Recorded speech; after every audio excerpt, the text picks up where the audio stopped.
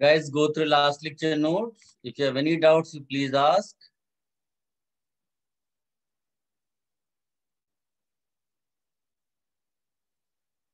Last lecture, we were discussing applications of hyperconjugation. Do you have any doubts? Did I give you any question?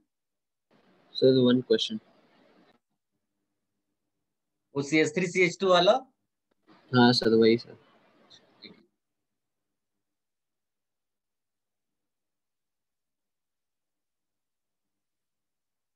उससे पहले किसी को कोई doubt हो तो बोल दो.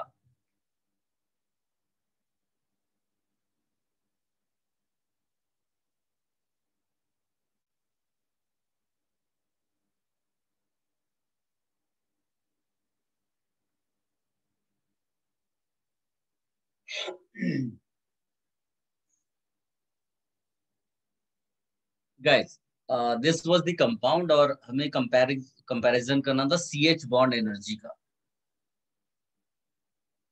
जैसे मैं हाईलाइट कर लूं 1 2 3 4. तो इसका ये मतलब है कि if you right structure in this manner, in this manner, in this manner, in this manner, then question talks about bond energy this, bond energy this, bond energy this, bond energy this.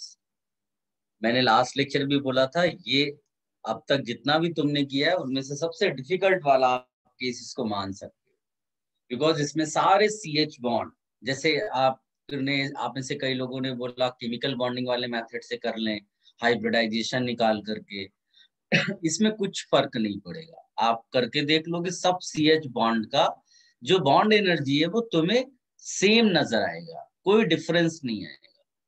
Difference देखना है तो आपको GOC वाली style से करना है. ठीक है, तो पहली चीज तो ये हाईलाइटेड बॉन्ड्स है, आपको क्लियरली पता है, राइट. कई बार वो ऐसा भी लिख देगा CH bond energy in homolytic cleavage, ऐसा करके भी बता देगा.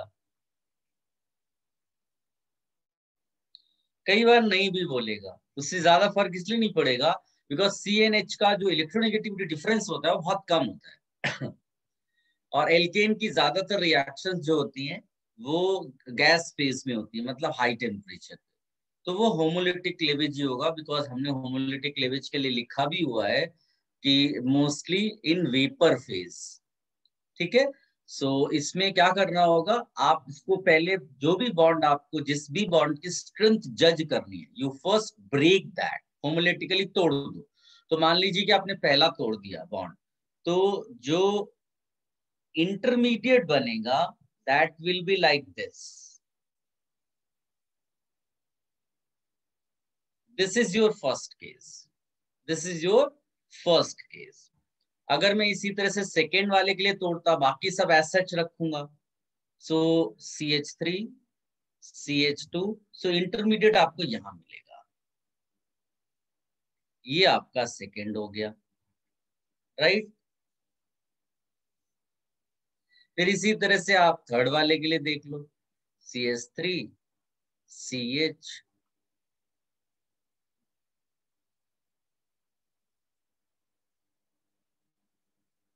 ये हो गया आपका थर्ड के लिए. अब फोर्थ वाले के लिए इसी तरह से इंटरमीडिएट बना लो आप. नाउ क्वेश्चन अराइजेस, इंटरमीडिएट आपको बॉन्ड एनर्जी कैसे दे देंगे? तो मैंने आपको एक घरेलू एग्जांपल दिया था कि हम नेल्स कट करते हैं अपने, लेकिन हमको कोई फर्क नहीं पड़ता है, यानी वो नेल्स हमारे लिए इंपॉर्टेंट नहीं थे. लेकिन अगर इमेजिन करिए किसी की फिंगर कट गई, तो वो जो पेन होगा रिमेनिंग पार्ट, जो आपकी बॉडी, उसको जो पेन होगा, इसका मतलब है कि फिंगर और जो रिमेनिंग पार्ट योर बॉडी, उसके बीच में जो फोर्स ऑफ अट्रैक्शन है बहुत ज्यादा है, यानी कि बहुत ज्यादा एनर्जी लगेगी उसको तोड़ने के लिए. तो यहाँ पर एक कंक्लूजन केवल इतना है, रिमेनिंग पार्ट मतलब इंटरमीडिएट. तो हम लिखेंगे if intermediate is unstable means breaking of CH is difficult. Breaking of CH is difficult. ये एकदम सिनेरियो आपके लिए, और डिफिकल्ट का मतलब हो जाएगा बॉन्ड एनर्जी हाई। ठीक, इसीलिए सबसे पहले हम लोग ने क्या लर्न किया, इंटरमीडिएट की स्टेबिलिटी, जैसे carbocations, carbanions, free radicals, we check intermediate stability. तो फ्री रेडिकल के लिए हम लोग क्या चेक करते हैं, रेजोनेंस। तो आप लिखोगे यहाँ पर नो रेजोनेंस, कहीं पर कोई रेजोनेंस नहीं है। Then what is the next factor to check stability for free radicals? Hyperconjugation. Yes, next factor we check hyperconjugation. तो बस इसको आप पहले तो सर्कल में बंद कर लो, सो दैट आप कंफ्यूज ना हो जाए कि कौन सा आपको अल्फा एच देखना है। जिसकी भी स्टेबिलिटी निकालनी है उस वाले पार्ट को आपने सर्कल में ऐसे डाल दिया। अब आप नेबर वाला जो अल्फा है वहां पर चेक करो कितना हाइड्रोजन है, 1। तो I will say 1 alpha H. यहाँ पर कितना दिख रहा है, ये है, ये है, ये है 8 अल्फा एच। यहाँ पर कितना दिख रहा है, 3, और ये 1, 4। कई बार हम मिस्टेक कर देते हैं जल्दबाजी में, इधर काउंट कर लिया गलती से, जबकि काउंट ये करना है। तो ये सब बड़ा केयरफुली आपको करना है एग्जाम में, एक ही बार एग्जाम देना है, रैंक अच्छी सी लानी है, इसीलिए आपको केयरफुल होना है, कोई सिली मिस्टेक नहीं करनी। इधर देखोगे तो ये यहाँ पर 2 अल्फा एच क्लियरली आपको डिफरेंस समझ में आ रहा है। ठीक है, ये आपका आ गया मोस्ट स्टेबल। इसका मतलब है it is easy for this case to remove H, right. तो मैं जो बॉन्ड एनर्जी है वो 2 के लिए सबसे कम लिखूंगा, और सबसे ज्यादा किसकी बॉन्ड एनर्जी हो जाएगी, CH की, क्योंकि यहाँ पर जो है स्टेबलाइज नहीं हो रहा है, एक ही अल्फा एच है, तो ये नहीं चाहेगा कि इसका एच कोई लेकर जाए। तो इसीलिए जो बॉन्ड एनर्जी का ऑर्डर होगा 1 ग्रेटर देन 4, मेरे ख्याल से 4 है ना, बिकॉज ये यहाँ 2H है। फिर इसके बाद आप 3 लिख देंगे, फिर लिख देंगे 2। इसको आप अच्छे से कॉपी कर लो। एंड ये ऑर्डर किसके बेसिस पे आया, ये जो नोट आपने लिखा है, कॉपी कर लो इसको। If you have any confusion you ask, क्योंकि ऐसा क्वेश्चन आया और आपसे गलत नहीं होना चाहिए।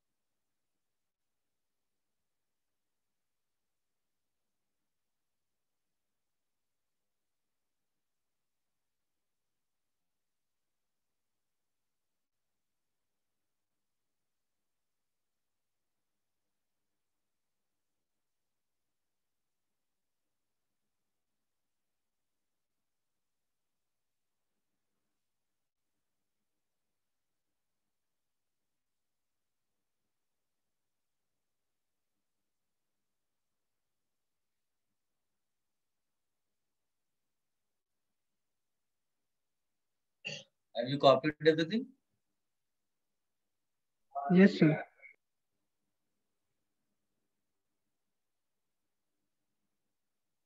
सबने कॉपी के लिए, should I remove this? Yes, sir.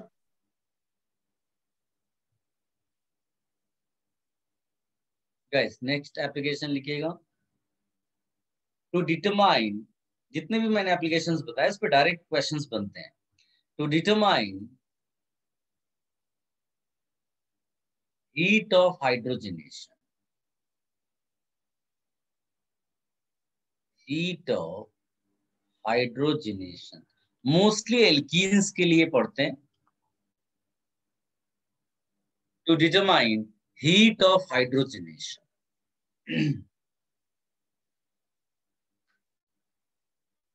Now what is heat of hydrogenation? Hydrogenation सब लोग जानते हैं, रिएक्शन ऑफ, आपके यहाँ थर्मोडाइनमिक्स हो गया क्या बेटा? यस सर, थोड़ा। अच्छा, तो हीट ऑफ रिएक्शंस का आइडिया होगा ना आपको? हीट ऑफ रिएक्शंस पढ़ा दिया गया? हाँ यस सर। तो तब तो कोई प्रॉब्लम ही नहीं है। Hydrogenation is reaction of compound with H2। तो इस प्रोसेस में जो एंथैल्पी चेंज होगा ना, मेरे ख्याल से एंथैल्पी वगैरह वर्ड भी आपको अब आता होगा कि थर्मोडायनेमिक्स पढ़ लिया आपने। Enthalpy change, that we call as heat of hydrogenation. ठीक है? अच्छा, before I tell you this heat of hydrogenation, organic chemistry के पॉइंट ऑफ व्यू से एक डेटा मैं आपको दे रहा हूँ, तो उस डेटा को एनालाइज करेंगे, फिर कंक्लूजन निकालेंगे, और फिर कंक्लूजन को हम अलग अलग प्रॉब्लम्स में यूज करेंगे। तो एक डेटा इस फॉर्म में है, like if I right this is cyclohexene, जब तुम इसमें H2 डालोगे तो ये बन जाएगा साइक्लोहेक्सीन। फिर अगर मैं एक एग्जांपल चूज करता हूं, ये वाला साइक्लोहेक्साडाइन है, इसमें कितना H2 लगेगा? Of course 2H2। फिर ये बन जाएगा आपका साइक्लोहेक्सेन। फिर मैंने फिर से साइक्लोहेक्साडाइन चूज किया, बट दिस टाइम मैंने कॉन्जुगेटेड ले लिया, ऐसा, फिर से साइक्लोहेक्सेन मिला। फिर एक फाइनल एग्जांपल यहाँ पर लिख रहा हूं मैं, बेंजीन।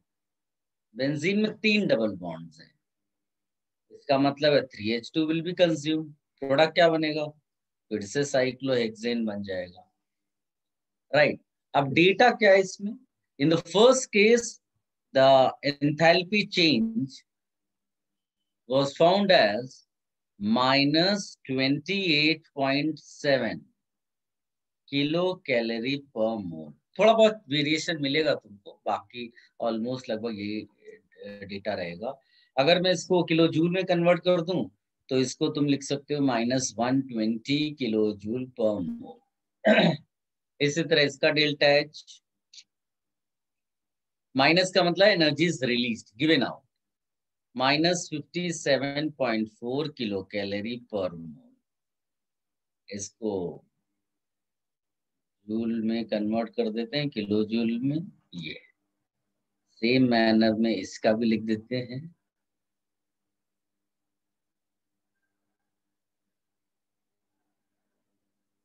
इसी को अगर आप किलो जूल में कन्वर्ट करेंगे तो करीब -232 मेरे पास डेटा दिया हुआ है, आप कन्वर्ट कर सकते हो आराम से, को मालूम है। इसका वैल्यू -49.8 है, जो किलो कैलोरी पर मोल वाला है। अगर मैं इसको जूल में लिखता हूँ, किलो जूल में, तो -208 किलो जूल पर मोल आता है। एक इंटरेस्टिंग डेटा है। अब आप देखो, इसमें हम लोग दिमाग लगाते हैं। क्या दिमाग इसमें लगा सकते हैं? इसको ध्यान से देखो तो इसमें केवल एक डबल बॉन्ड है, एक H2 लगा, -120 तुमको वैल्यू दिख रहा है। दो डबल बॉन्ड्स आए, 2 H2 यहाँ कंज्यूम हो रहे हैं, देखो वैल्यू डबल हो गई। थोड़ा बहुत हो सकता है वेरिएशन, बट मैंने जानबूझकर एग्जैक्ट इस तरह लिखा जो आपको डबल नजर आए। डबल तुमको दिख रही है ना? अब इसमें देखो, इसमें प्रॉब्लम ये हो गया है कि 2 डबल बॉन्ड यहाँ भी है, यहाँ भी 2 H2 कंज्यूम हुआ, लेकिन क्या वो डबल है? बताइए, डबल से कम निकली या डबल से ज्यादा निकली एनर्जी? डबल से कम। कम निकली। आपको केवल मैग्नीट्यूड चेक करना होता है। माइनस का केवल इतना इंडिकेशन है कि energy is given out, released, लेकिन जो मैग्नीट्यूड है उसी से बताना है कम या ज्यादा। इसका मतलब है कि इन दोनों को ध्यान से देखना है अपने को, कि number of double bond same है, लेकिन दूसरे वाले में एनर्जी कम रिलीज हुई, यानी heat of hydrogenation is less.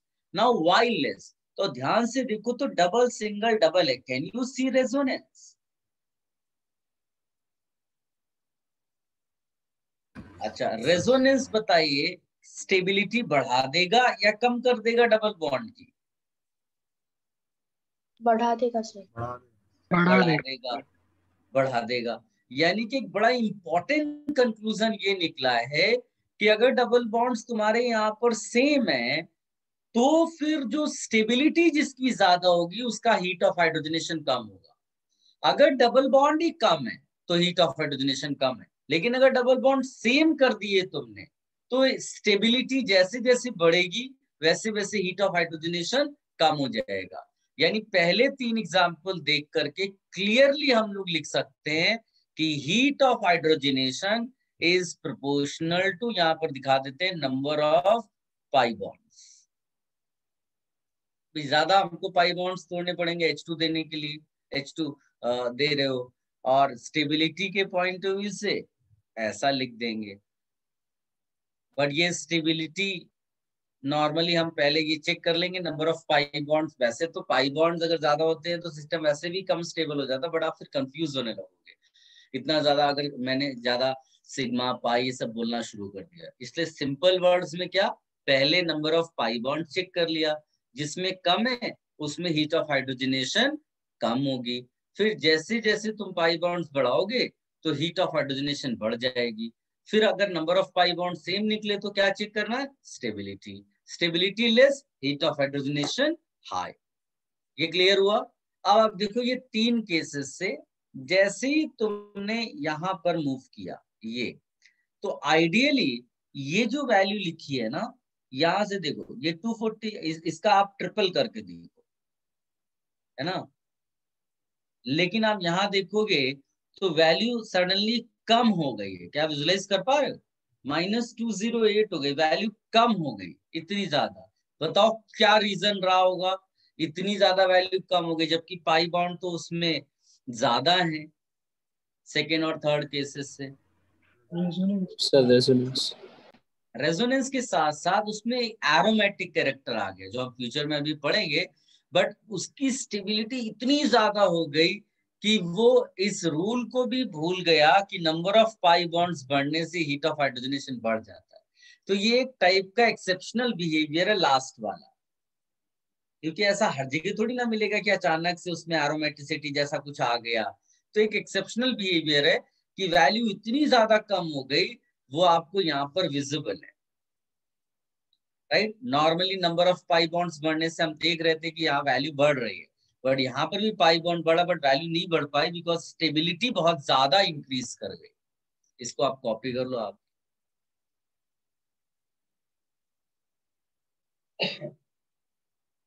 कई बार ग्राफ भी ऐसा ड्रॉ करने को दे देते हैं, हीट ऑफ हाइड्रोजनेशन, और इधर आपका वो कंपाउंड बना देंगे। कंपाउंड में हीट ऑफ हाइड्रोजनेशन जो साइक्लोहेक्सेन के लिए वो 0 रख देंगे ऐसे, क्योंकि साइक्लोहेक्सेन में H2 डाल रहे हो तो कुछ नहीं हो रहा है, कोई एनर्जी चेंज नहीं है तो 0 है।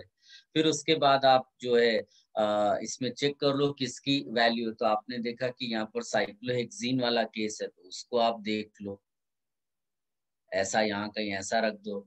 फिर जो डाईन वाले वो दो केसेस है उनका एनर्जी लेवल आप ड्रॉ कर दो, ठीक है, उनका एनर्जी लेवल ड्रॉ किया, और फिर जो है आपने बेंजीन वाला भी ड्रॉ कर दिया। इस तरह से ग्राफ भी आ सकता है।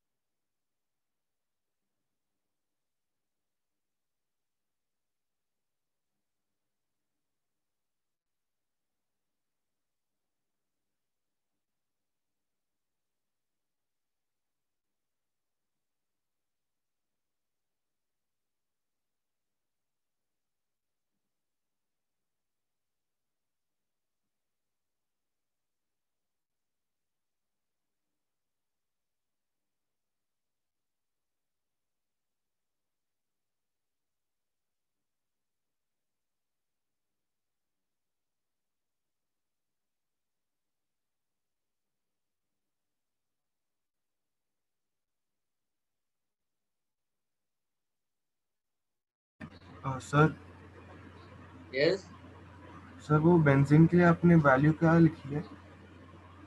-208 kilo joule, -49.8।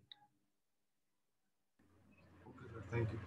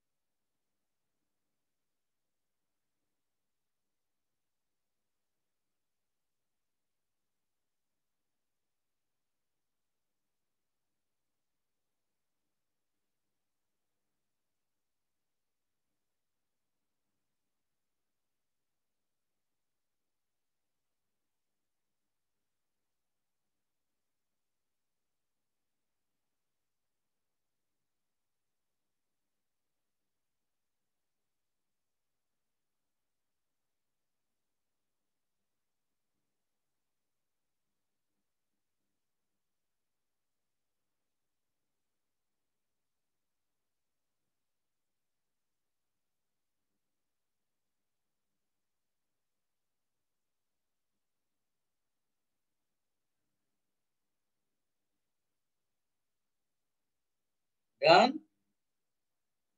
Yes, sir. Yes sir. Guys, एक क्वेश्चन मैं आपको देता हूँ, आप अटेम्प्ट करिए।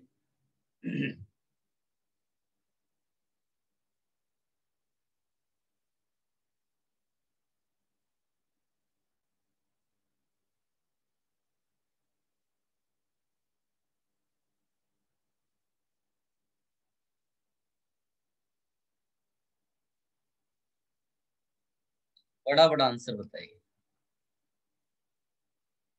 Heat of hydrogenation, order, quick.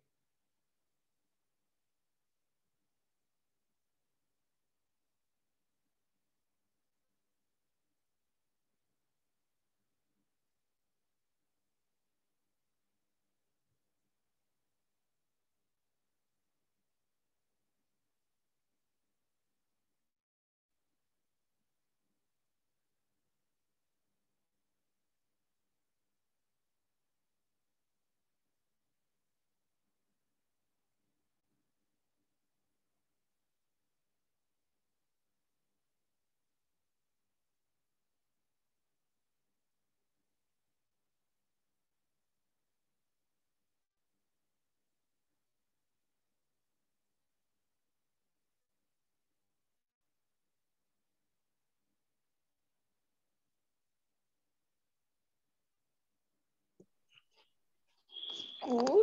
Didi. Didi, याद है क्या?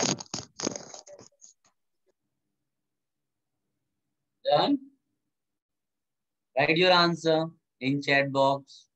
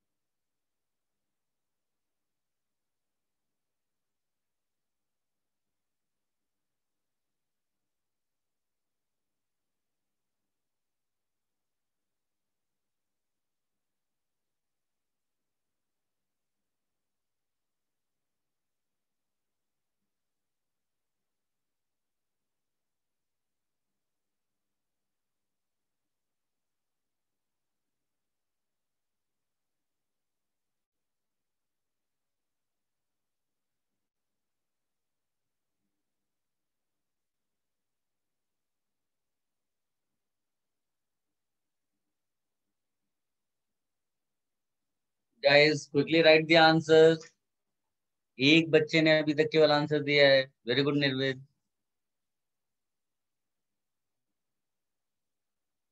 Other students, very good Varun.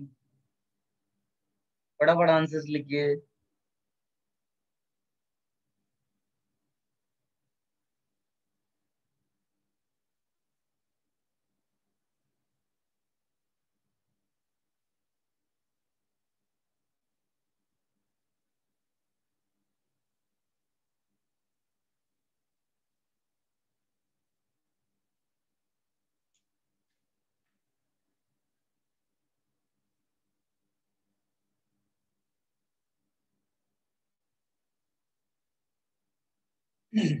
Very good, good, very good guys. ये सिंपल सा कंक्लूजन आप यूज करिए, आपको आंसर आएगा बेटा। ये कंक्लूजन यूज करिए ना।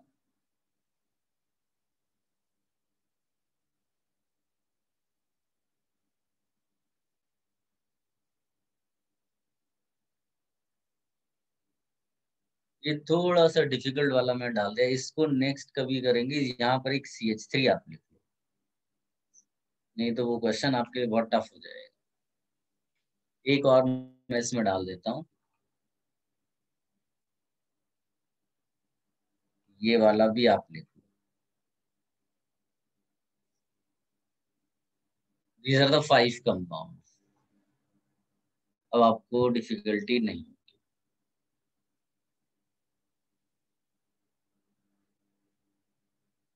गाइस फटाफट सोचिए।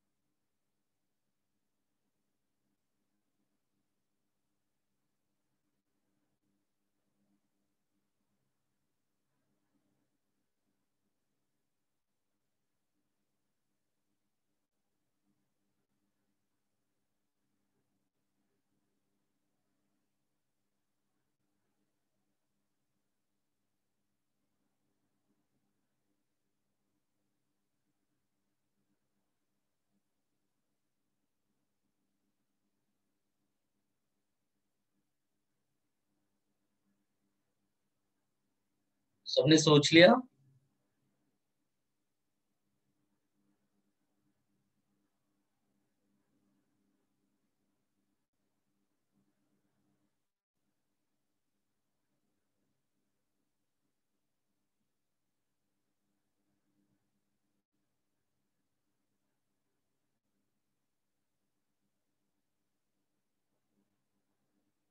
चलिए डिस्कशन कर लेते हैं। Guys as I told you, सबसे पहले तो पाई बॉन्ड चेक कर लो। आप देखोगे in all we have 1 pi bond. ठीक है, हो सकता है एग्जाम में मतलब थोड़ा और अलग से क्वेश्चंस अलग स्टाइल से दे दे, बट यहाँ पर मैंने जानबूझ करके अभी थोड़ा सा सिंपल रखा उसको। सब में एक पाई बॉन्ड है, तो आपको सीधे सीधे क्या चेक करना है?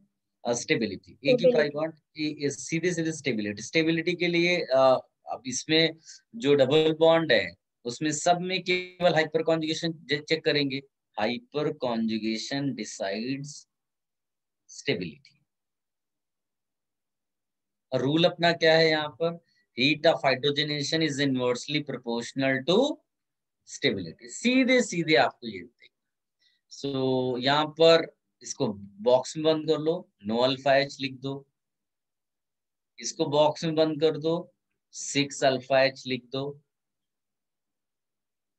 इसको बॉक्स में बंद कर दो। बॉक्स में इसलिए बंद करवाता हूँ, गलती से आप ये काउंट ना कर लें। ये काउंट करना है आपको, 3 अल्फा एच। इसको बॉक्स में बंद किया, 9 अल्फा एच। इसको बॉक्स में बंद किया, 12 अल्फा एच। तो सिंपल रूल है, ज्यादा अल्फा एच होंगे ज्यादा स्टेबिलिटी हो जाएगी।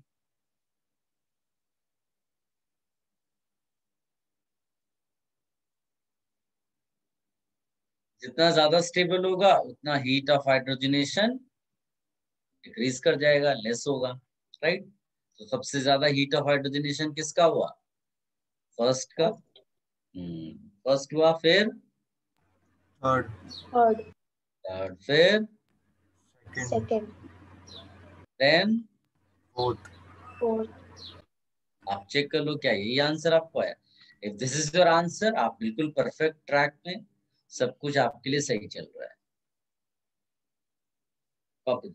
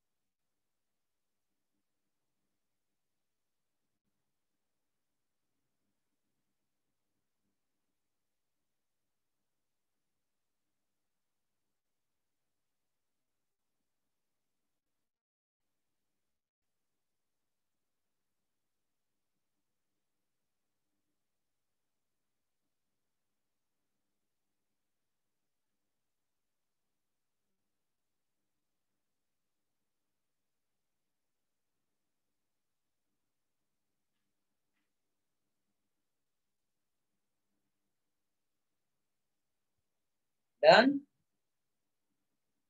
Yes, sir. Yes, sir. Yes, sir. Guys, ये एप्लीकेशंस हमने बहुत सारे यहाँ पर कर लिए। अब अपने को एक पार्ट पढ़ना है, दैट इज एरोमेटिसिटी। पहले वो कर लेते हैं, फिर मैं आपको जब आगे के लेक्चर्स लगेंगे ना, तो जो एक्सरसाइजेस के मैंने डाउट सेशन में भी बताया, एक्सरसाइजेस के कुछ इंपॉर्टेंट क्वेश्चंस हैं जो डिफिकल्ट है, उनको हम लोग क्लासरूम में ही डिस्कस कर लेंगे, ठीक है। सो पहले इस पार्ट को फिनिश करेंगे हम लोग, that is aromaticity. Aromaticity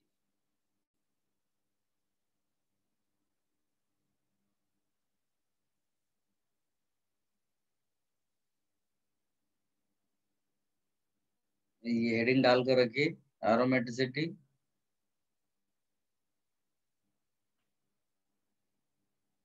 guys, बिल्कुल बेसिक लेवल से मैं आपको सब कुछ बताऊंगा, इवन तो थोड़ा बहुत डिस्कशन मैंने स्टार्टिंग में किया था नॉमेनक्लेचर के उसमें, बट सब कुछ हम स्टार्टिंग से।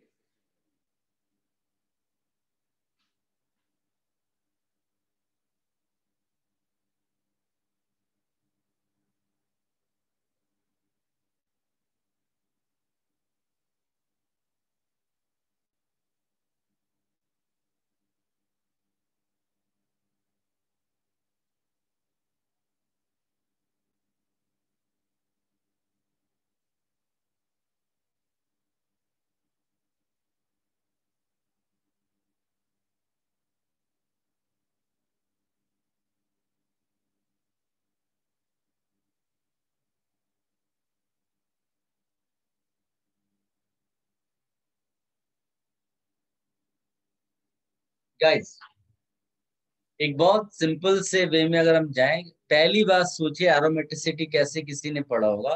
तो बेंजीन जो है वो अपने लिए, क्योंकि बेंजीन से सब लोग रिलेट कर रहे हैं, सो अगर हम बेंजीन को देखें तो benzene has got 3 double bond. जो हम उसका स्ट्रक्चर बनाकर रखते हैं उसमें 3 डबल बॉन्ड्स हैं।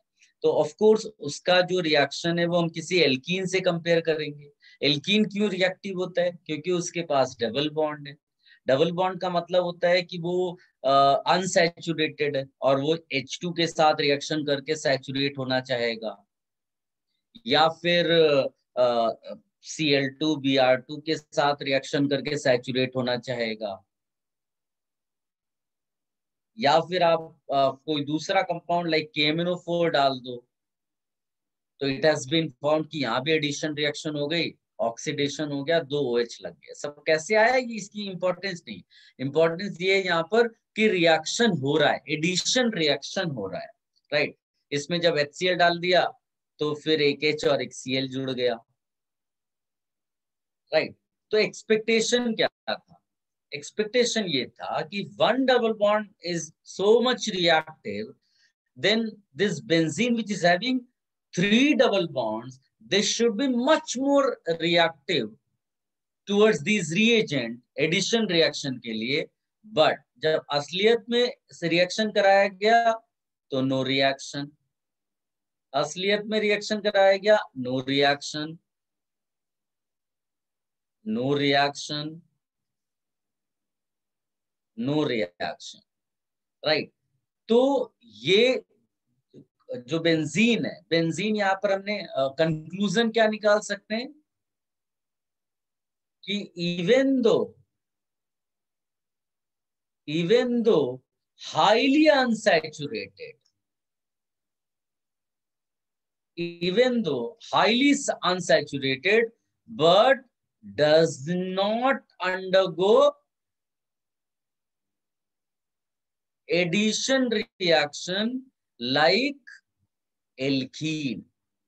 तो ये एक एग्जाम्पल है बेंजीन। ऐसे बहुत सारे कंपाउंड्स उस टाइम पर डिस्कवर हुए जो एल्कीन का कैरेक्टर तो रखते हैं बट उसकी रिएक्शन शो नहीं करते। तो हमने ऐसे सारे कंपाउंड्स को एक कैटेगरी बनाकर डाल दिया कि दीज आर एरोमेटिक कंपाउंड्स, एक नाम दे दिया हमने। एक बेसिक सी स्टडी है एरोमेटिसिटी का जो इनिशियल फेज में हुआ। तो पहले इसको कॉपी कर लो, मैं आपको एक दो नोट लिखाता हूँ जो इनिशियल फेज का है। फिर जो जितना आगे हम आएंगे क्वांटम मैकेनिक्स के बेसिस पे भी स्टडी करना है वो सब आएगा, पहले इतना कॉपी करो। Any confusion you can ask in between now.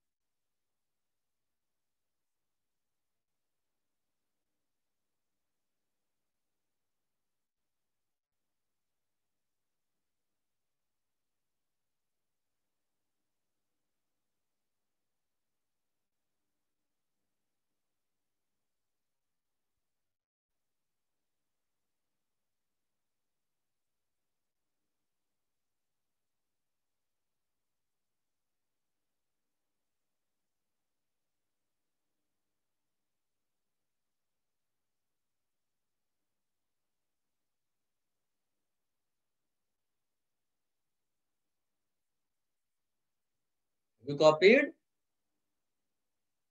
1 minute, sir. Yes, sir. Okay.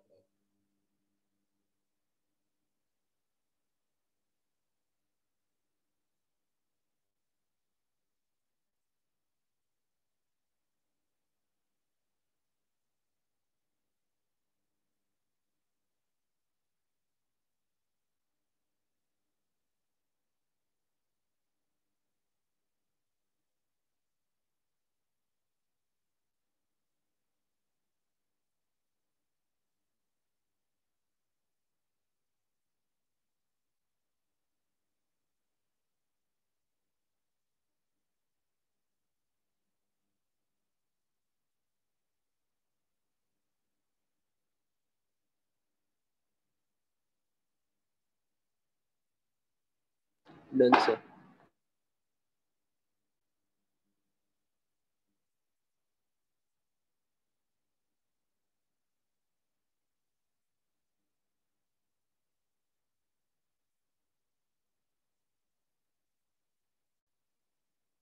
लिखिएगा note. Aromaticity is a property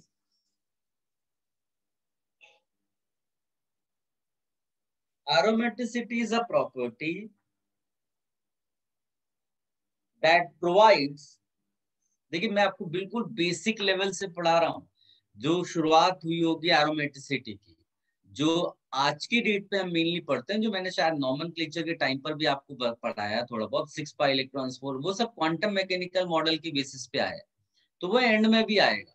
but अभी हम एकदम बेसिक लेवल पे डिस्कशन कर रहे हैं, ठीक है? उसके लिए नोट है ये, aromaticity is a property which provides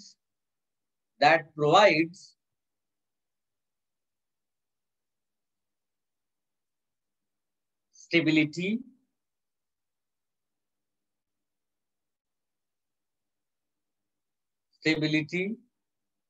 to compounds.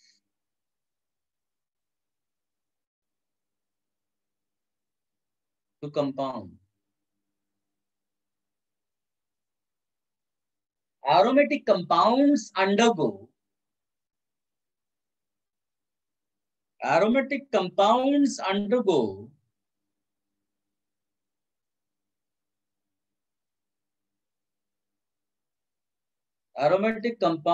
undergo substitution reactions more readily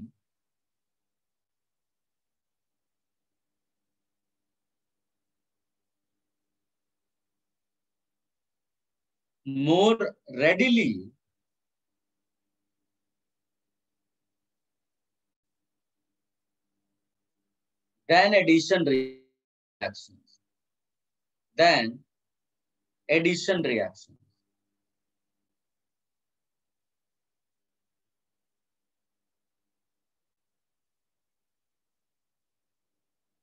Though they contain large number of double bonds.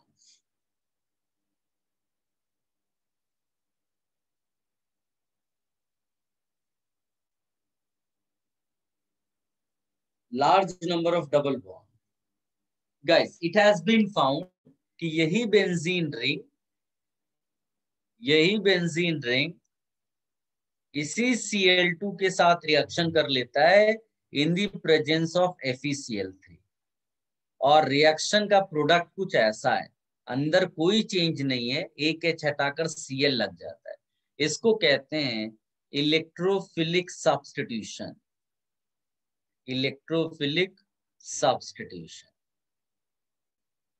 और ये जो एल्कीन रिएक्शंस दे रहा है इसको बोलते हैं एडिशन। सारी इलेक्ट्रोफिलिक नहीं है इसलिए मैं इलेक्ट्रोफिलिक नहीं लिख रहा हूं, तो यहाँ पर हम लिख देते हैं एडिशन, ठीक है? सो ये डिफरेंस है। अब क्यों सब्स्टिट्यूशन दे रहा होगा, तो उसका सिंपल आंसर क्या है, टू प्रिजर्व एरोमेटिसिटी। यानी कि एरोमेटिसिटी एक कैरेक्टर है, उसको प्रिजर्व करने के लिए ये एडिशन, अगर एडिशन रिएक्शन हो जाएगा तो कोई ना कोई डबल बॉन्ड तोड़ना पड़ जाएगा उसको। डबल बॉन्ड एक भी अगर टूट गया तो एरोमेटिसिटी उसकी खत्म हो जाएगी। तो कुछ स्पेशल कैरेक्टर है, ये क्या है अपने लिए अभी स्पेशल कैरेक्टर जिसको प्रिजर्व करना चाहता है कंपाउंड, ठीक है? ये कॉपी कर लो रिएक्शन। फिर हम लोग जो करंट सिनेरियो उस पर बात करेंगे, एक छोटा सा नोट उसके लिए।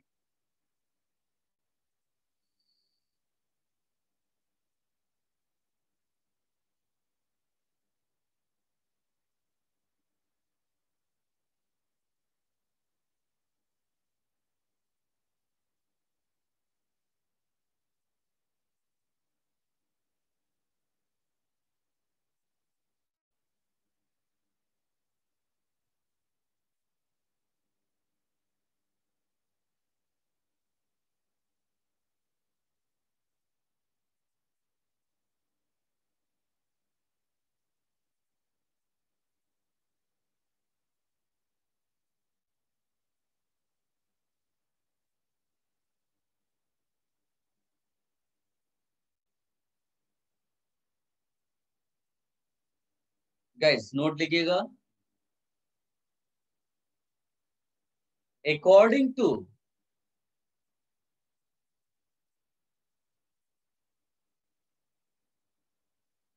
according to quantum mechanical model,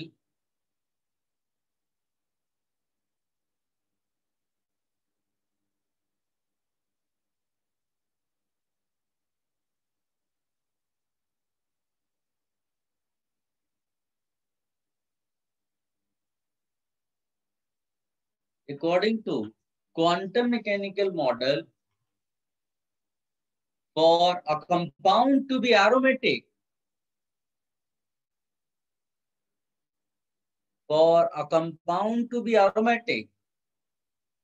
following characteristics must be checked.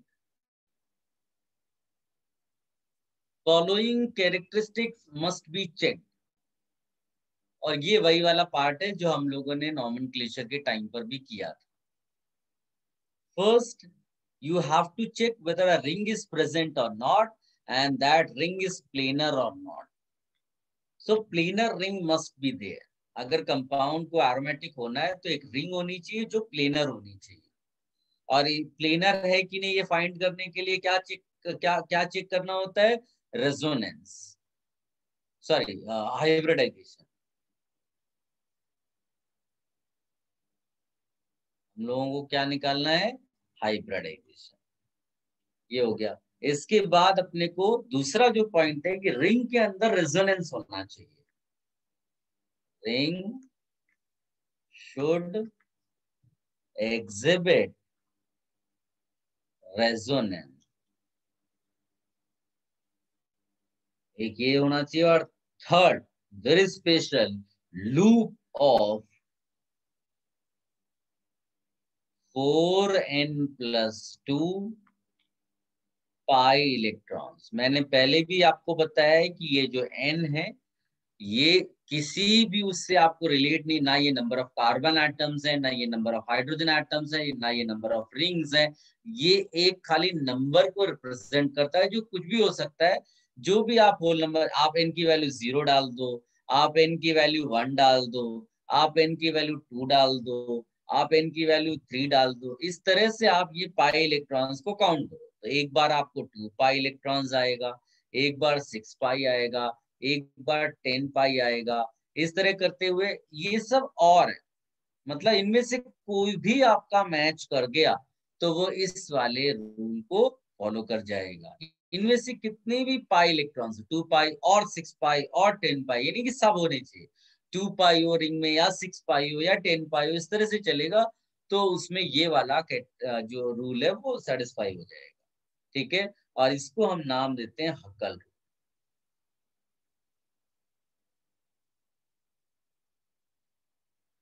ठीक है. आप इसको कॉपी कर लो.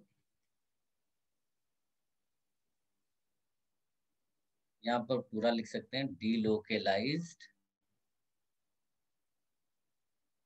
Over ring.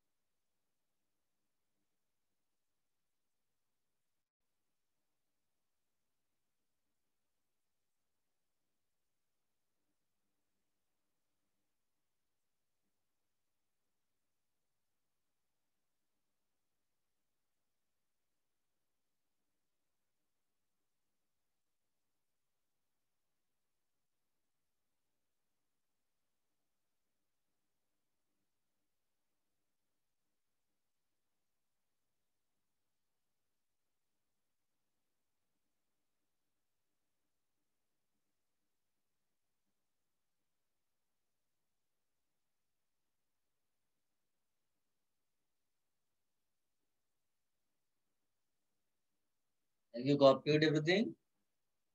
Yes, sir. So now we'll take different examples here. अब कोई फर्क नहीं पड़ता आप बेंजीन के बारे में जानते हैं नहीं जानते, आप तो किसी भी कंपाउंड में आप डील कर सकते हैं. If I give you this compound, if I give you this compound, बेटा म्यूट करके रखिए ना, जबरदस्ती क्यों ऑन. चलिए, ये कंपाउंड दिया सामने, आप इसको देखिए. पहला रूल आपको फॉलो करवाना है, यानी कि रिंग प्लेनर है कि नहीं है ये चेक करना है. तो आप क्या करोगे? आप सबका क्या निकालोगे, हर एक कार्बन का हाइब्रिडाइजेशन जो रिंग में है, हर एक एटम का हाइब्रिडाइजेशन आएगा। तो डबल बॉन्डेड कार्बन है तो इसको तो आप फटाफट sp2 लिख दोगे, इसको भी sp2 लिख दोगे। यहाँ लोगों को प्रॉब्लम होती है, तो उन बच्चों को जिनको थोड़ी बहुत भी प्रॉब्लम आती है उनको क्लियरली मैं बता दूं कि जब आप 4 बॉन्ड्स यहाँ पर दिखते हैं तुम्हें, है ना, कार्बन की टेट्रावैलेंसी की वजह से, when you break one bond और कार्बन को प्लस देते हो, ये सिचुएशन होती है मोस्टली कार्बोकैटायन की। मोस्टली कार्बोकैटायन होगा इस तरह से होगा। इसलिए आप जब भी किसी कार्बोकैटायन का हाइब्रिडाइजेशन फाइंड करें और नहीं समझ में आए तो ऐसा मान के कर देना। इसका मतलब है कि यहाँ पर 2 बॉन्ड्स तो ये दिख रहे हैं, एक नहीं दिख रहा है, वो क्या है, वो हाइड्रोजन है। तो इसका हाइब्रिडाइजेशन क्या होगा, sp2। आप वो वाला जरूर बना कर रखना ये स्टाइल में। आप ये नहीं कि ऐसा पूरा बना दिया तो क्या फायदा, फिर तो आपको जो है बाद में समझ में नहीं आएगा कि क्या था। इस तरह से बनाकर रखिए और फिर यहाँ आप प्लेनैरिटी के लिए ये दिखाइए। अब ऑल कार्बन एटम्स sp2, सो इसका मतलब है ring is planar. Anybody having any doubts, ये समझ में आया? Yes, sir. देखिए मेरे लिए ज्यादा इंपॉर्टेंट है कि आपको चीजें समझ में आए। हम लोग कम करें लेकिन ऐसा करें कि हम वो वाली चीज एग्जाम में जरूर कर पाए। अगर नहीं कर पा रहे तो उसका कोई फायदा नहीं है, कितना भी आप हाई फाई पढ़ लें। रिंग इज प्लेनर ये निकल आया। फिर हमको चेक करना है रेजोनेंस है कि नहीं है। पूरे रिंग में रेजोनेंस होना चाहिए। तो देखो प्लस सिंगल डबल सिंगल दिख रहा है पूरा, प्लस सिंगल डबल, इस टाइप वाला रेजोनेंस है। कार्बन पे प्लस भी एम्प्टी ऑर्बिटल, तो रेजोनेंस भी सेटिस्फाई हो गया, प्लेनैरिटी भी सेटिस्फाई हो गया। अब आते हैं how many pi electrons delocalised over ring. तो 1 pi bond gives you how many pi electrons, 2. 2. 2। और carbocation gives you how many pi electrons या पी इलेक्ट्रॉन्स, बोलो। अपनी तरफ से एम्प्टी ऑर्बिटल देता है, इसका मतलब कितने इलेक्ट्रॉन्स कंट्रीब्यूट करता है रेजोनेंस में, 0. 0। अभी भिखारी कटोरा दिखा रहा है खाली, तो उसको पैसे चाहिए, वो थोड़ी ना तुम्हें देने वाला है। तो सी पे प्लस का मतलब empty orbital, empty orbital is participating in resonance, so no pi electrons from this carbocation. So यहाँ पर आपको काउंट करना है पी और पाई इलेक्ट्रॉन्स, इसको काउंट करना है जो रेजोनेंस में है, इन्वॉल्व इन रेजोनेंस। तो यहाँ पर आएगा 0 प्लस 2 पाई, तो आंसर है 2 पाई इलेक्ट्रॉन्स। और 2 पाई इलेक्ट्रॉन्स क्या एरोमेटिसिटी सेटिस्फाई करता है, यस करता है ना 2 पाई इलेक्ट्रॉन्स। इसका मतलब है कि ये भी रूल सेटिस्फाई हो गया, तीनों रूल सेटिस्फाई हुए। इसका मतलब है दिस इज एरोमेटिक। क्या समझ में आया आपको? Yes, sir.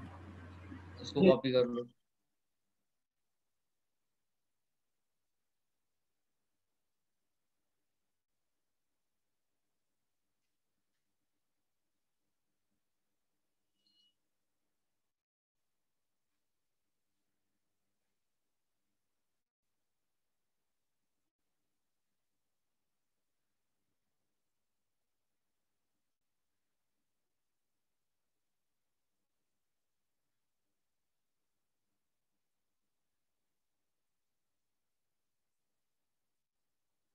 Should I remove this? 1 minute, sir. Okay.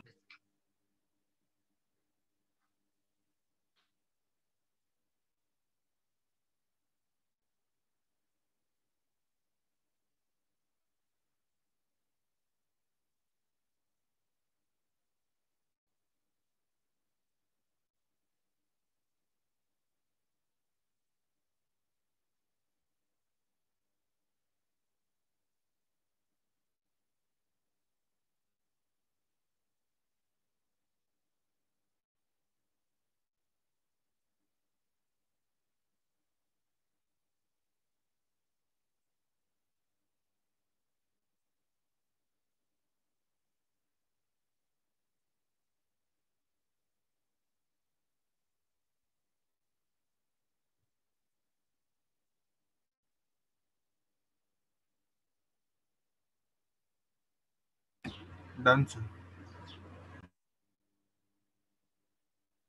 Guys एक और एग्जांपल ले लेते हैं।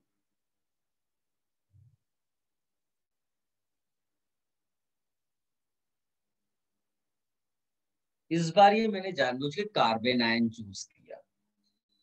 तो पहला रूल इसमें देखते हैं, क्या रिंग है? तो आप बोलोगे यस रिंग तो है डेफिनेटली। अब प्लेनर है कि नहीं वो चेक करना है, हाइब्रिडाइजेशन निकालेंगे। sp2 sp2 sp2 sp2। अब आते हैं इस वाले पार्ट पे, वो कार्बन का निगेटिव वाला जो पार्ट है वो कैसे होता है। तो आप ऐसा सोचो कि जो 4 बॉन्ड्स होंगे कार्बन के, उनमें से एक बॉन्ड तोड़ा जाएगा और दोनों इलेक्ट्रॉन्स इसको दे देंगे। ये ऐसी सिचुएशन में है, ठीक। जब भी आपको हाइब्रिडाइजेशन निकालना हो तो ऐसा सोचना पड़ेगा। बट इसमें एक इंपॉर्टेंट चीज है कि ये जो लोन पेयर है ना, लोन पेयर सिंगल डबल, तो तुम देखोगे lone pair is in resonance. Lone pair here,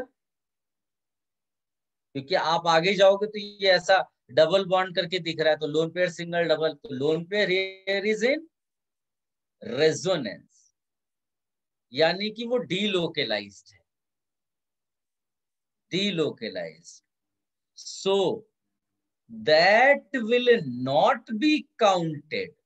That will not be counted for finding hybridization.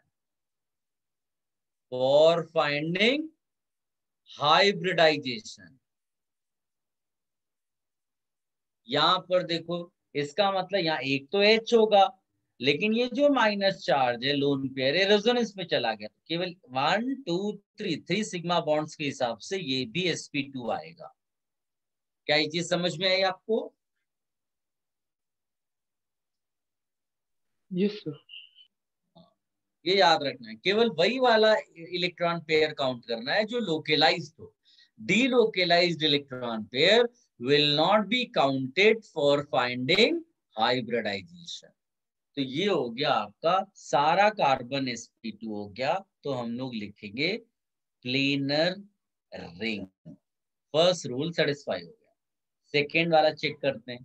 Second कहता है रेजोनेंस। तो आप देखो पूरी रिंग में रेजोनेंस हो रहा है, लोन पेयर सिंगल डबल, इधर भी लोन पेयर सिंगल डबल, पूरे उसमें रेजोनेंस हो रहा है। तो रेजोनेंस वाली कंडीशन भी सेटिस्फाई हो गई। Now you have to check 4n+2 pi rule, Huckel rule check करना है। तो सबसे पहली चीज मैंने आपको बताया है कि count p and pi electrons, not only pi, आप p वाला, क्योंकि रेजोनेंस का पार्ट होगा तो वो भी पाई क्लाउड बोला जाता है। ये पूरा का पूरा पाई क्लाउड है, राइट। तो कितने, तो p वाले 2 इलेक्ट्रॉन्स हैं, फिर इधर से पाई के भी 2, फिर उधर से पाई के 2, तो टोटल कितने हो गए? 6 पाई इलेक्ट्रॉन्स का लूप आ गया। और 6 पाई इलेक्ट्रॉन्स का लूप है हमारे उसमें, आप लिस्ट में देखो। इसका मतलब है कि ये रूल भी सेटिस्फाई हो गया 6 पाई वाला। ठीक है, तो this compound will be considered as aromatic compound. फटाफट आप कॉपी कर लो।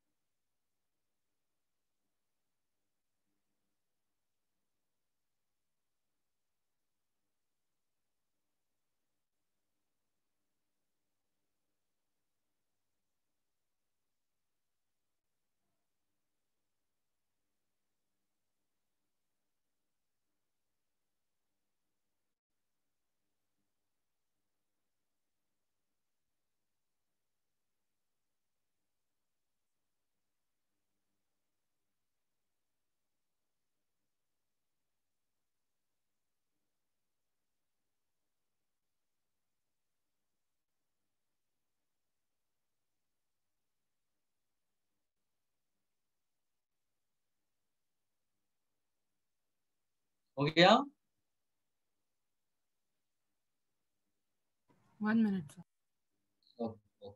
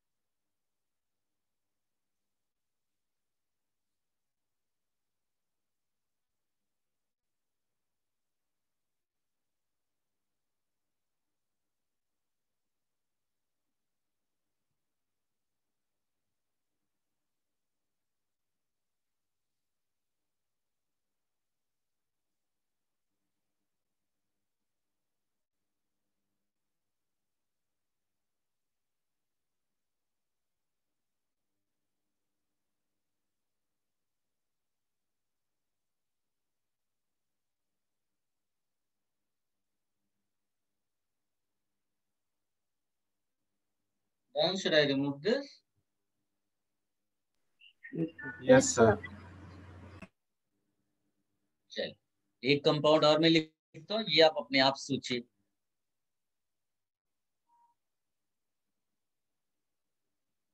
ये एरोमेटिक है या नहीं है, और है तो क्यों है, नहीं है तो क्यों नहीं है।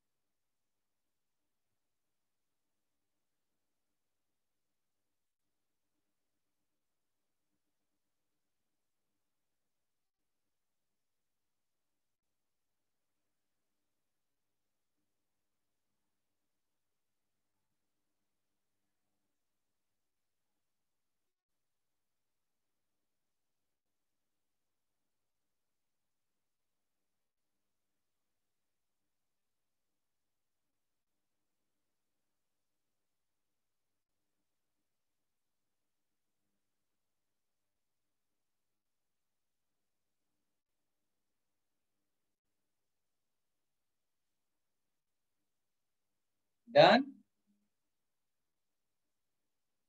Yes, sir. Yes, sir. मेरे ख्याल से सबने कर लिया होगा। पहली चीज प्लेनैरिटी देखनी है रिंग में। यहाँ तो quickly you can write sp2 sp2 sp2 sp2 sp2। यही केवल डिफिकल्टी थी, तो मैंने ऑलरेडी आपको बता दिया है।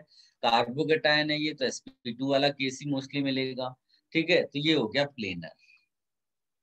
सेकेंड, रेजोनेंस हो रहा है क्या, तो प्लस सिंगल डबल ये वाला रेजोनेंस हो रहा है। ठीक। Third, how many pi electrons delocalize? So carbocation contributes 0. Each pi will contribute 2 तो ये हो जाएगा आपका 6 pi electrons। तो ये भी सेटिस्फाई हो गया, तीनों सेटिस्फाई हो रहे हैं रूल। इसका मतलब है दिस इज एरोमेटिक। ठीक है, ये भी आप कॉपी कर लो जिन्हें नहीं आया। और फिर हेडिंग डालना heterocyclic aromatic compounds. Heterocyclic aromatic compound.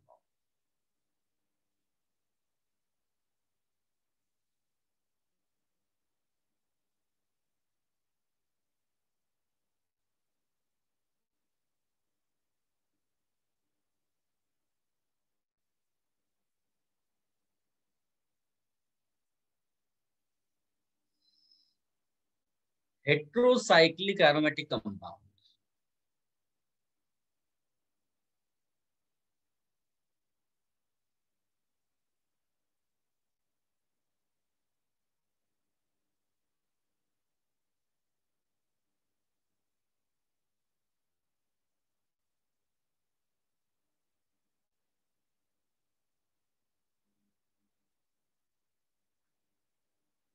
Somebody saying 1 minute. Okay, copy. हो जाए तो आप प्लीज बताओ ना.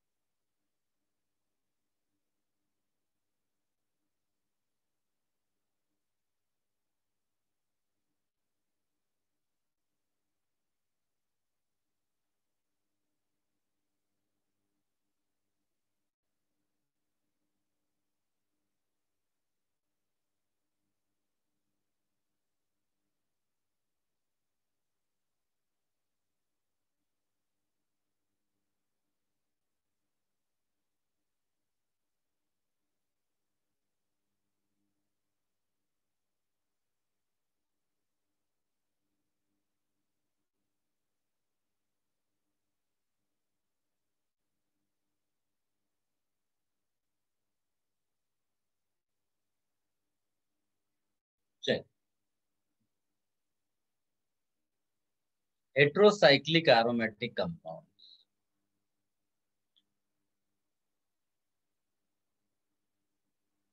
Guys, there are 4 famous heterocyclic compounds जो aromatic है अपने syllabus में, और ऑलरेडी मैंने आपको दिया हुआ है नोमेनक्लेचर के उसमें, बट फिर भी एक बार यहाँ पर देख लो. One is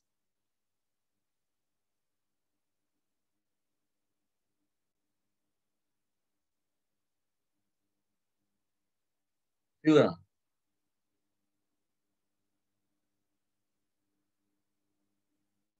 One is pyrrole.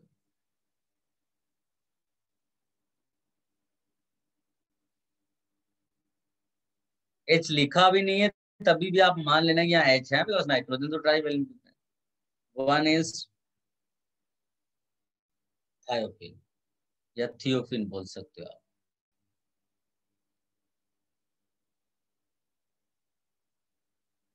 और एक एग्जाम्पल है pyridine. These are 4 famous examples of heterocyclic aromatic compounds. Now we have to prove कि ये सारे एरोमेटिक है. हमको क्वांटम मैकेनिकल मॉडल के जो 3 रूल्स हैं वो इनमें फिट करने हैं. ठीक, कैसे करेंगे वो देखो आप. फर्स्ट ऑफ ऑल तो आप सबके हाइब्रिडाइजेशन सोचो. ये तो sp2 है, ये sp2 है, ये sp2 है, ये sp2 है. कोई बताएगा इस ऑक्सीजन का हाइब्रिडाइजेशन क्या है? Anybody? sp sp3. How? sp3. How? That is more important for me. How? Somebody said sp. वो how? हो सकता है सही हो, आप बताओ तो कम से कम. आप माइक यूज करके बताओ, आप लिख कर मत. बोलो सर बेटा. sp क्योंकि लोन पेयर रेजोनेंस में चला जाएगा. अच्छा, इसीलिए. और sp क्यों? 2 सिग्मा बॉन्ड इसलिए. sp2 sp2 कैसे बेटा? एक ही रेजोनेंस में जाएगा ना. एक रेजोनेंस में क्या जाए? पूरा बोला कर, स्टेटमेंट अधूरा हो जाता है. सर रेजोनेंस में क्या एक ही एक जाएगा? Lone pair. हाँ, ये पूरे words. Very good Siddharth, very good. देखिए बहुत बढ़िया से इसने आंसर दिया. जब हम लोगों के पास यहाँ 2 लोन पेयर है तो ऑफ कोर्स ये 2 अलग अलग ऑर्बिटल्स में होंगे दोनों लोन पेयर. मान लो कि एक py में है तो एक px में होगा, and px and py orbitals will be perpendicular to each other, so only one orbital can take part in resonance with these pi electrons. Are you getting my point? So when one p electron pair, when this participates in resonance, one will be localized one will be delocalized, that will not be counted for finding hybridization. One lone pair will be localized, that is why hybridization will be sp2. यानी कि पहला rule satisfy हो गया planar ring का। किसी को doubt है इस पे? बोलो। चलिए, तो मानकर चल रहे हैं कि किसी को कोई डाउट नहीं। फिर दूसरा पॉइंट क्या है इसमें? रेजोनेंस। तो of course loan pair single double वाला रेजोनेंस चल रहा है, ऐसा वाला, राइट। और ये टोटल में आप देखो कितने पाई इलेक्ट्रॉन्स है, यहाँ से 2 आया, यहाँ से 2 आया, यहाँ से 2 आया, कितना हुआ? 6 पाई इलेक्ट्रॉन्स का लूप भी बन गया। तो यानी तीसरा रूल भी सेटिस्फाई हो गया। तीनों रूल सेटिस्फाई हो रहे हैं, इसीलिए हम इसको क्या नाम देते हैं? Aromatic. Any confusion, any doubt guys? Anybody, any doubt? अब इसी तरह से इसके पहले तो आप इसको कर लो, फिर आप इन तीनों के बारे में सोचो, क्या कुछ आंसर कर सकता है कोई?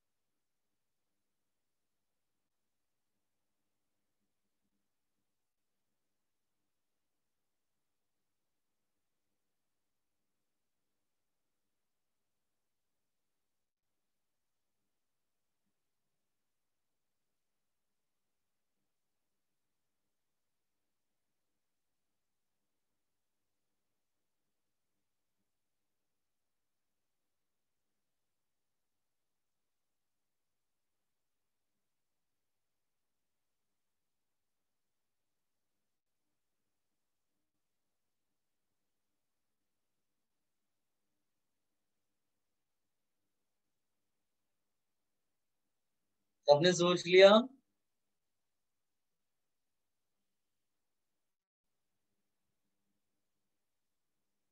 Yes sir. Guys,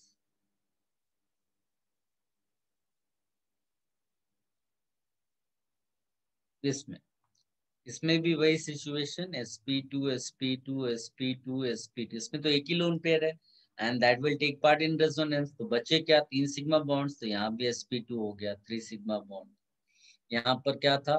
2 sigma plus 1 lone pair hybridisation निकालने के लिए। तो इसमें भी planar ring satisfied, resonance satisfied. किस टाइप का रेजोनेंस है? Lone pair single double single, ऐसा है। थर्ड रूल भी आपका सेटिस्फाई हो जाएगा, 2 + 2 + 2 कितना? 6 पाई इलेक्ट्रॉन्स, यानी ये भी एरोमेटिक हो जाएगा। जो थायोफीन है ये, this is very similar to oxygen वाला केस, तो ये भी एरोमेटिक। उसी तरह से प्रूफ कर दो तो कोई डिफरेंस नहीं आएगा। जो पायरिडीन है, पायरिडीन में खास बात है, अपने को मालूम है कि ये लोकलाइज्ड लोन पेयर है, याद है ना? लोकलाइज्ड, इसीलिए यहाँ तो बिल्कुल भी परेशानी नहीं होगी आपको, सब आराम से sp2 लिख पाओगे। तो इसमें पहला रूल सेटिस्फाई हो गया, प्लेनर रिंग। दूसरा रूल जिसमें सेटिस्फाई हो रहा है double single double single double वाला। और तीसरे में आपका 6 पाई इलेक्ट्रॉन्स, यानी कि जितने भी एग्जाम्पल्स हमने लिखे हैं ये सारे के सारे 6 पाई इलेक्ट्रॉन्स वाले हैं। ठीक है, ये आप लिख सकते हैं। एंड ऐसे ही मतलब डेटा वाइज मैं आपको दे देता हूँ, रेजोनेंस एनर्जी इसका होता है 16 किलो कैलोरी पर मोल। इसका रेजोनेंस एनर्जी जो मेरे पास डेटा अवेलेबल है करीब करीब 21 किलो कैलोरी पर मोल है। थियोफिन का जो रेजोनेंस एनर्जी है वो करीब करीब मेरे पास जो अवेलेबल है 29 किलो कैलोरी पर मोल है। एंड इसका रेजोनेंस एनर्जी कुछ 526 किलो कैलोरी पर मोल है। एग्जैक्ट वैल्यू थोड़ा सा इसका वेरी करेगा, आप इसको कॉपी करो।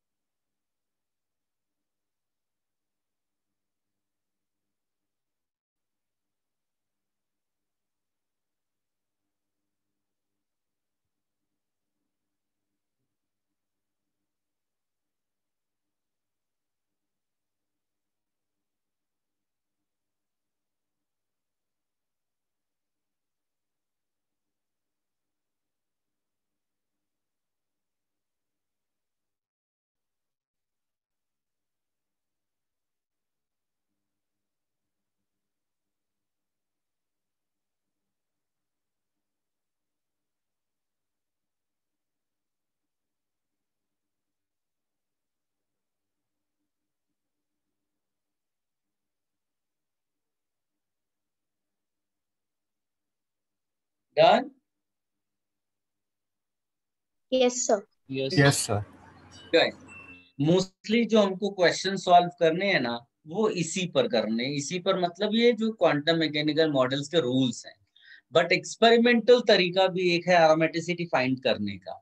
तो उसके लिए एक नोट लिख कर रखो, उसमें क्वेश्चंस तो नहीं आते हैं, डायरेक्ट कुछ पूछ लेगा तो नोट के बेसिस पे आप आंसर कर देना। तो इसको लेके बहुत ज्यादा परेशान नहीं होना, जस्ट राइट दिस नोट, लिखिएगा this the experimental way to find whether compound is aromatic or not. Are you ready? Yes, sir. लिखिएगा।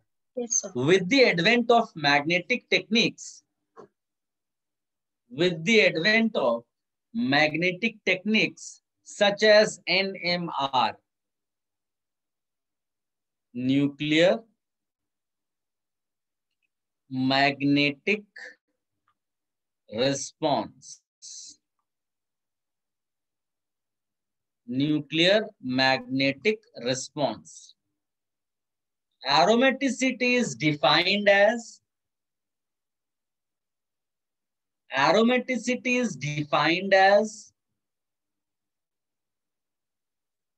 the ability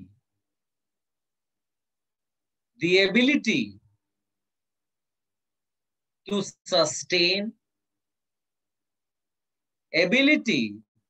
sustain an induced ring current, induced ring current, induced ring current.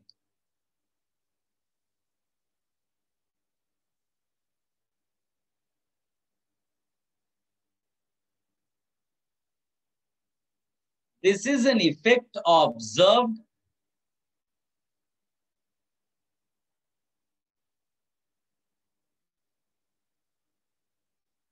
this is an effect observed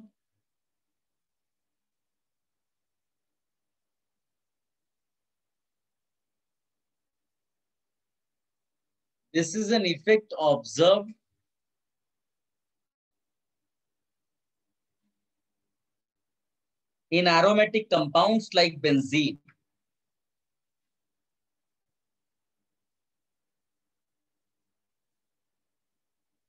Like benzene.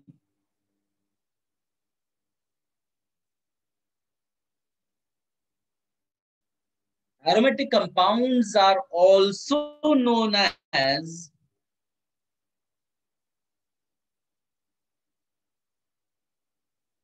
diatropic compounds. Diatropic compounds. ये केवल लिख कर रखना है। एक आप ऐसा सोचो कि जैसे मैं बेंजीन एग्जांपल ले लूं, तो इट हैज बीन फाउंड कि जैसे बेंजीन रिंग है ये, ठीक है, ये बेंजीन रिंग है। अगर तुम एक्सटर्नल मैग्नेटिक फील्ड अप्लाई करते हो perpendicular to the plane of the ring, ये आपका मैग्नेटिक फील्ड आपने अप्लाई की, तो इट हैज बीन फाउंड कि एक रिंग करेंट आता है इसके अंदर, कुछ उसको आप ऐसे ड्रॉ कर सकते हैं, कलर सेम ही हो गया ये।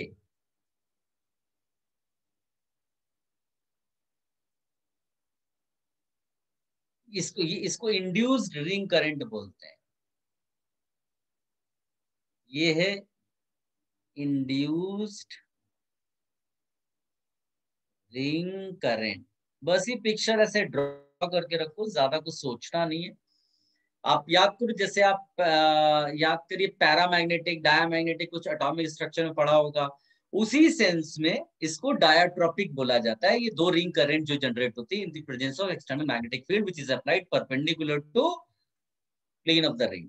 इसको कॉपी कर लो और वो जो मैंने आपको लिखाया है एक्सपेरिमेंटल, वो लिख कर रखो। बाकी इसमें ज्यादा कुछ नहीं आता है, खाली इतना पूछ सकते हैं which of the following compounds are diatropic. तो डायाट्रोपिक मतलब आपको एरोमेटिक निकालना है, और एरोमेटिसिटी निकालने के लिए 3 रूल, वो 3 रूल आप सेटिस्फाई करा लो, आपको आंसर आ जाएगा। एनी कंफ्यूजन कि क्या करना है?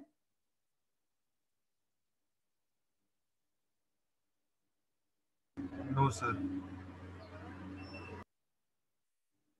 ये सब कॉपी कर लो, और नेक्स्ट लेक्चर में हम एंटी एरोमेटिसिटी का भी डिस्कशन करेंगे, ठीक है। और फिर एरोमेटिसिटी का वापस डिस्कशन आएगा, उसमें कुछ स्पेशल एग्जांपल्स हैं वो स्टडी कर रहे हैं जो एग्जाम में तुम्हें डायरेक्टली मिल सकते हैं, ठीक है। और आप क्वेश्चंस करते रहिए, लेकिन मैं आपको कुछ इंपॉर्टेंट क्वेश्चंस बुकलेट के वो क्लासरूम में भी कराऊंगा, ठीक है।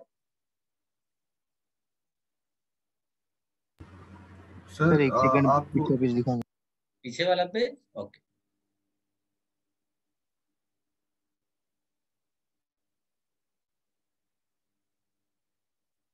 सर आप यही नोट का स्टार्टिंग का लाइन बता सकते थे प्लीज रिपीट? कोई बेटा इसके लिए ग्रुप में डाल देगा अपना एक फोटो क्लिक करके उसका पूरा नोट,